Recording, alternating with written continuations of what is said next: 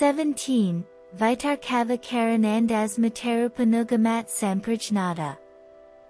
The concentration called right knowledge is that which is followed by reasoning, discrimination, bliss, unqualified ego. This samadhi is divided into two varieties. One is called the samprajnata, and the other the asamprajnata. The samprajnata is of four varieties. In this samadhi come all the powers of controlling nature. The first variety is called the savatarka, when the mind meditates upon an object again and again, by isolating it from other objects. There are two sorts of objects for meditation, the categories of nature, and the purusa. Again, the categories are of two varieties, the 24 categories are insentient, and the one sentient is the purusa. When the mind thinks of the elements of nature by thinking of their beginning and their end, this is one sort of savatarka. The words require explanation. This part of yoga is based entirely on Sankhya philosophy, about which I have already told you. As you will remember, egoism and will, and mind, have a common basis, and that common basis is called the chit, the mind stuff, out of which they are all manufactured.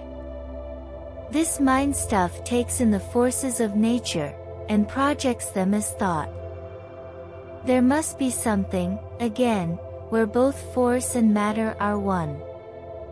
This is called avyaktam, the unmanifested state of nature, before creation, and to which, after the end of a cycle, the whole of nature returns, to again come out after another period. Beyond that is the purusa, the essence of intelligence.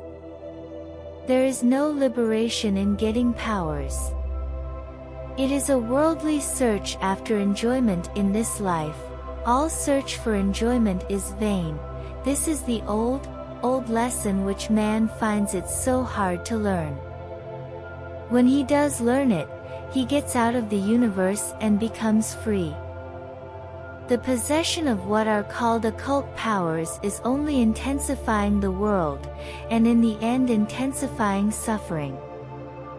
Though, as a scientist, Patanjali is bound to point out the possibilities of this science, he never misses an opportunity to warn us against these powers.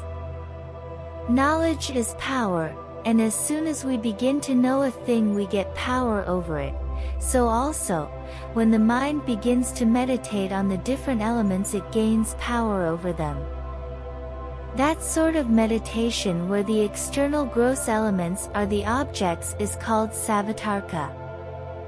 Tarka means question, savatarka with question.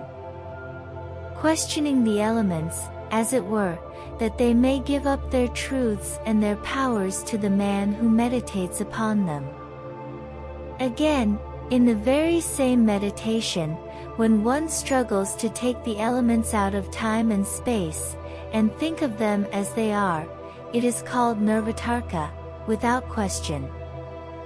When the meditation goes a step higher, and takes the tanmatras as its object, and thinks of them as in time and space, it is called savikara, with discrimination, and when the same meditation gets beyond time and space, and thinks of the fine elements as they are, it is called nirvikara, without discrimination.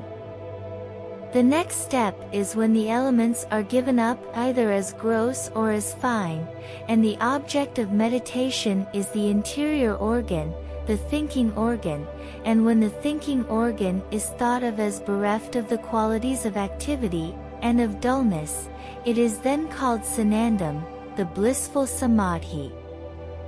In that samadhi, when we are thinking of the mind as the object of meditation, before we have reached the state which takes us beyond the mind even, when it has become very ripe and concentrated, when all ideas of the gross materials, or fine materials, have been given up, and the only object is the mind as it is, when the sattva state only of the ego remains, but differentiated from all other objects.